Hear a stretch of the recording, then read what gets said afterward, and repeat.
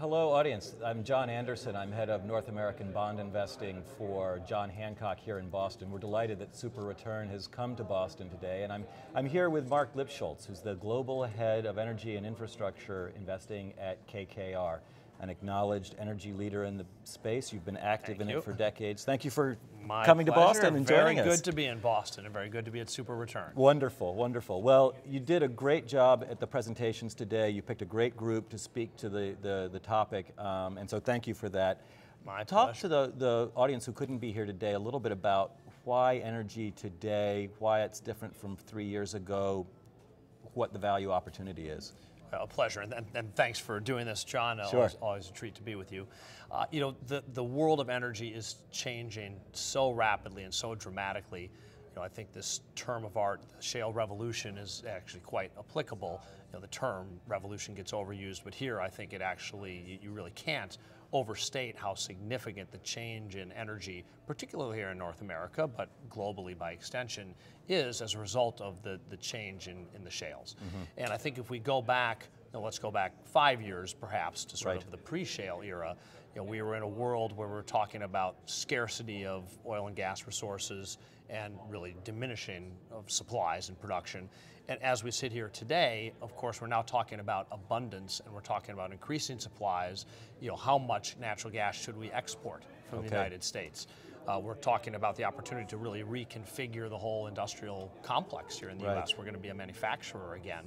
You know, there's reason to think that 5 years from now, the U.S. could be a bigger producer of oil than Saudi Arabia. Wow. It's an unimaginable thought 5 years ago. So I think it's an extraordinary time, and when you have that kind of change, there's a great deal of opportunity if one has the right abilities to go after it.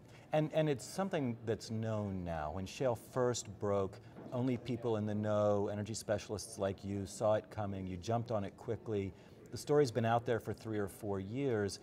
Is there stuff left to do beyond what everybody knows how to do? Is it just the MLPs and their low-cost capital? Is there a place for private equity in the industry today? Terrific questions, and something we spent a lot of time thinking about.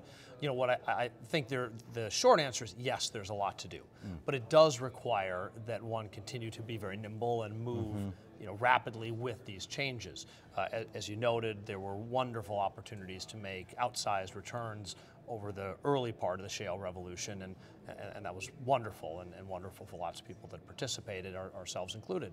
But the world has continued to move and move quickly, and the era of the land grab, and the way I tend to think about the early days of the shale revolution, is it was really about just staking out a position, demonstrated that in fact there was sort of commercially producible oil and gas there, and the value really was created.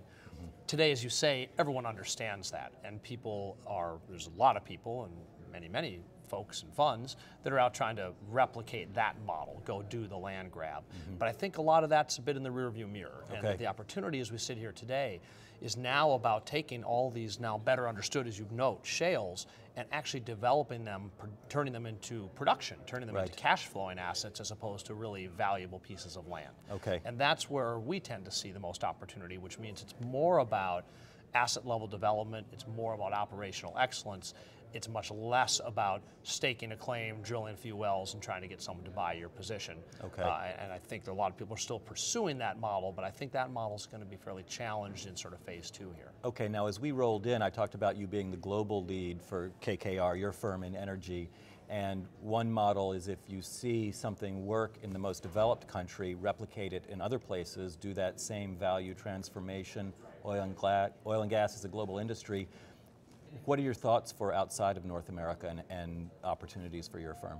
So we're very global as a firm, and one of the things that we view as a competitive advantage certainly is access to global markets, being able to, again, to your good use of the term, being nimble, being able to move around the world where we see opportunity and having a presence, and frankly being able to harness the knowledge. So the knowledge that we have about the shales in North America, how can we translate that elsewhere as an example? That all being said, you know, North America has a very unique set of characteristics, not entirely unique in the world, but pretty special, that make the shale revolution here, I think, much more convincing and much more substantial. And that's the combination of course, having the shales, but that's not unique. That exists in a lot of places, the rocks. But the rocks are just one component. It's a really vibrant and entrepreneurial oil and gas sector, an independent oil and gas sector that is willing to take risks and try new things and build new businesses. And that's been a big part of why the revolution has taken place here so successfully. You don't have that in a lot of parts of the world. Right. Private mineral ownership. So, why does someone want an oil and gas well drilled on their property? Right. If those minerals are owned, as they are in many parts of the world, by the government, why does someone want that rig in their backyard? No way for the private sector to play, or the private investor. Right? That's right, and no incentive to participate. Why do I want a oil well in my land if I don't participate in it? Here, I participate in royalties from that. Yes. And then, of course, on top of that, extraordinary infrastructure. And you all have been big investors, of course, in the pipeline business and have helped develop that infrastructure at John Hancock. And so you know as well as I that we have a really distinctive advantage in the extent of our pipeline system, open access notions, which again doesn't exist in a lot of parts of the world. So it's a long way of saying I think the North American opportunity is particularly compelling, which is quite convenient because that means we can operate in a very stable regulatory environment and not have to be all that far from the places of the world that many of us know very well. But we do see the opportunity extending and expanding, but you got to go to places where you can get at least some subset of that constellation of 4 factors I mentioned. Well, once again, Marc, exceptionally thoughtful, and thank you for spending the part of your day with us here to share with our video audience some of your thoughts on this great topic. Our pleasure. Thanks so much for the questions, and thanks for the time. Absolutely.